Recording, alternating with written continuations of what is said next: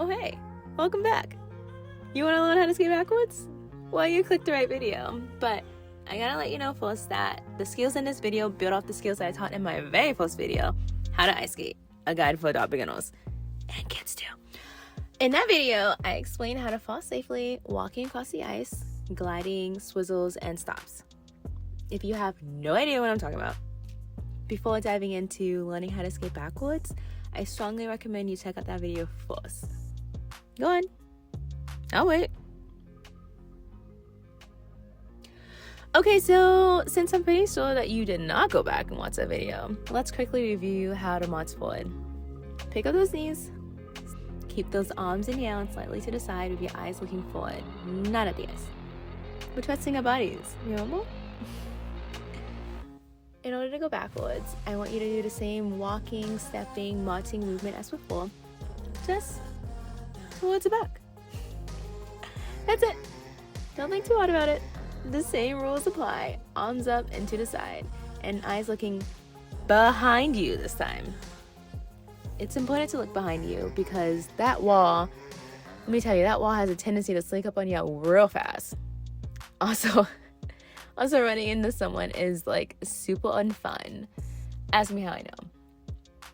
Focus on keeping your back up straight and balancing your weight around the midfoot of your blade, like around the arches.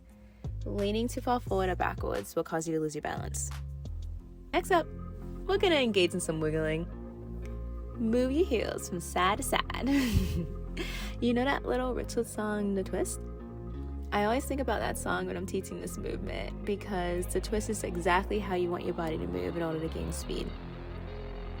Try to find a rhythm in the wiggle.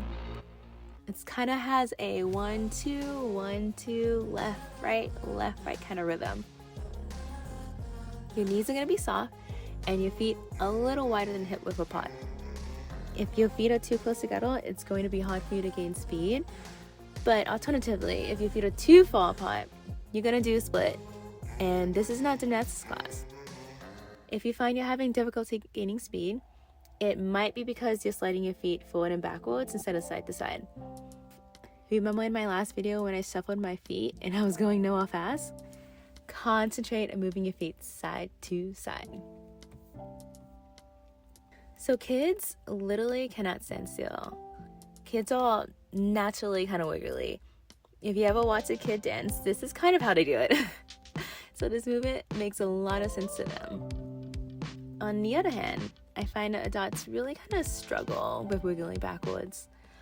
I'm not too sure if adults just kind of overthink it or if the trials and tribulations of adulting has forced them into stifling their childlike wiggle dance. But I find that adults understand the concept of backward swizzles a lot faster and easier. And so if I see a student struggling with wiggles, if they have proven to me that they understand how to do forward swizzles, I just start teaching them how to do backward swizzles. Quick refresher on forward swizzles. I had you point your toes out to the side, bend your knees, and allow the distance between your feet to widen in order to start creating a circle before pointing your toes back towards each other and closing the gap of the circle. We're going to recreate the same circle pattern, but this time I'm going to have you open and close your heels. Same rules apply. Arms up and to the side, eyes up and looking behind you.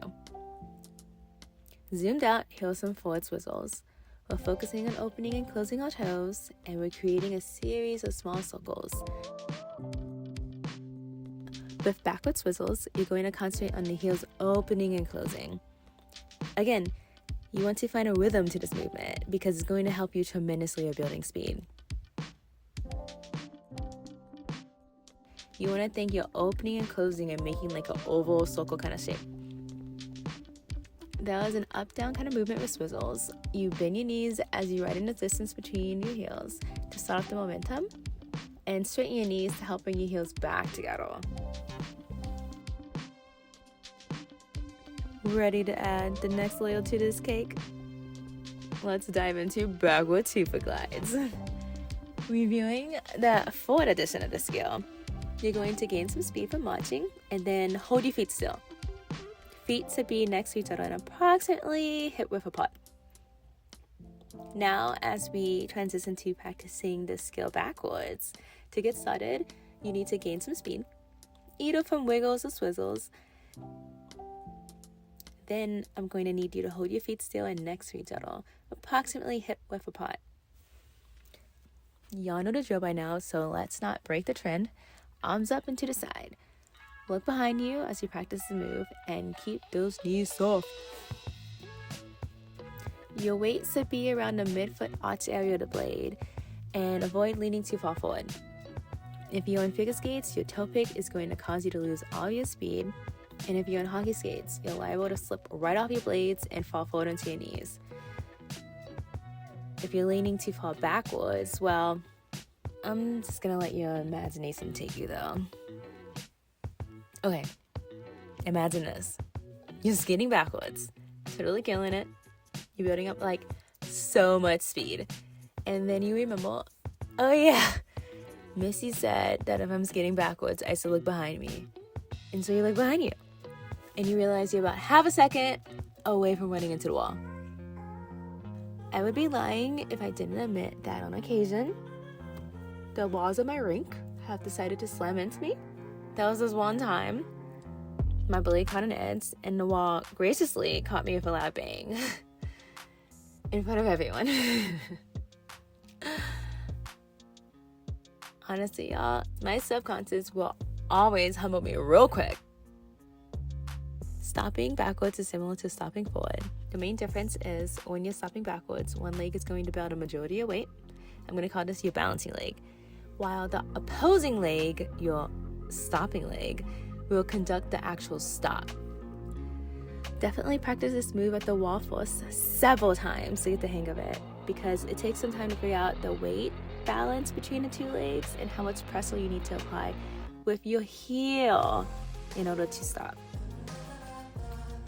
In order to do the stop, open up the hip of your stopping leg and press your blade behind you and slightly to the side. For clarity's sake, when I say open your hip, what I mean is point the toe of your stopping leg to the side in a 90-degree-ish angle to your balancing leg. Oh, and also definitely alternate stopping with either leg.